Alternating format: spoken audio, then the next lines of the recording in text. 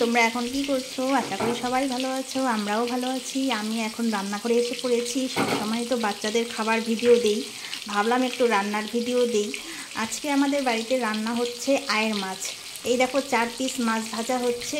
আর এখানে এই যে গামলাতে আলু লম্বা লম্বা করে কেটে নিয়েছি, আলুটা সিদ্ধ হবে। এই সব রান্নার বান্না সব আমার বর করছে।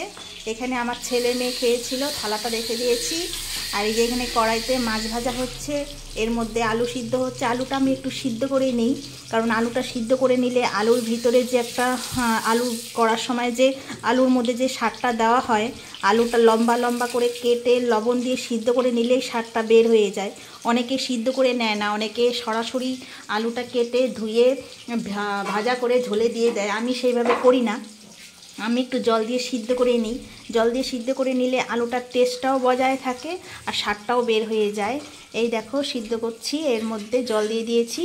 এটা যখন টকবক করে ফুটে উঠবে নামিয়ে নিয়ে আলুটা এই মাছের তেলে ভাজা করে নিব। আর আজকে আমাদের মাছ এনেছে, তোমার এই আয়ের মাছ এনেছে আর পাবদা মাছ দুটো এনেছে। পাবদা মাছ আমি খাই না, আমার খেলে বমি হয়, ভালো লাগে না আমার খেতে। আর বাচ্চাদের জন্য পাবদা মাছ এনেছে, ওরা তো সেরকম কিছু খেতে চায় না, ওই একটু একটু করে মুখে দিয়ে দিব, মাছের গন্ধে গন্ধে খাবে। ওদের জন্য আলাদাভাবে কিছু রান্না হয় না। আমাদের যে ঝোলটা হয়, আমাদের ঝোলের মধ্যে আমরা লঙ্কা টঙ্কা কিচ্ছু খাই না। আমরা বলতে আমিও আমার বরকে বলেছি যে লঙ্কা একদম দিতে না, কারণ আমি যদি লঙ্কা খাই আমার বাচ্চাদের পেটের ডিস্টার্ব হয়, সেই জন্য আমি একদমই লঙ্কা খাই না। ঝোলে একদমই লঙ্কা দেয় না। লঙ্কা বলতে এই শুকনো লঙ্কাটা ফোড়ন দেয়, শুকনো লঙ্কার ফোড়নের যা সেন্ট হয় তাই। তাছাড়া এক্সট্রাভাবে যে লঙ্কা দেওয়া, লঙ্কা বাটা কিচ্ছু খাই না। গোটা গোটা লঙ্কা দেয়, তাও আমি লঙ্কা খাই না, মুখেই দেই না। যেহেতু আমার বাচ্চার সমস্যা আছে সেই জন্য আমি মুখে লঙ্কা দেই না। তাই আমাদের ঝোলটাই ওরা খেতে পারে।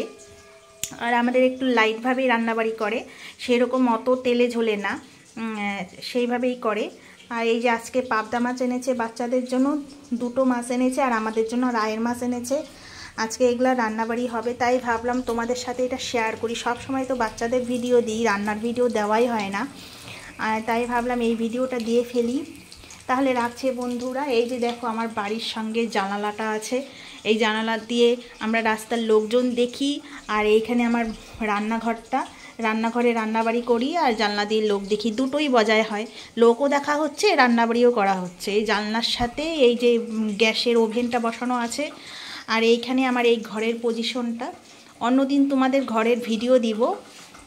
আমার ঘর সবসময় আগুছালি থাকে, কারণ আমার ঘরের বাচ্চা আছে তো, সবসময় ওরকমভাবে গোছাতে আমি পারি না। বাচ্চাদের নিয়ে সারাক্ষণ থাকি, গোছাবো কখন? এখনও যে ওদেরকে ঘরে রেখে আসছি, ওরা কি করছে জানি না। এখন আমি রান্নাঘরে এসছি। ঠিক আছে বন্ধুরা, তাহলে তোমরা ভালো থেকো, সুস্থ থেকো।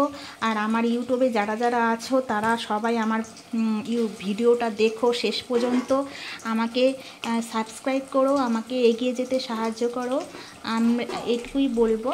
আর তোমরা ভালো থেকো, তোমাদের শরীর ভালো থাকুক।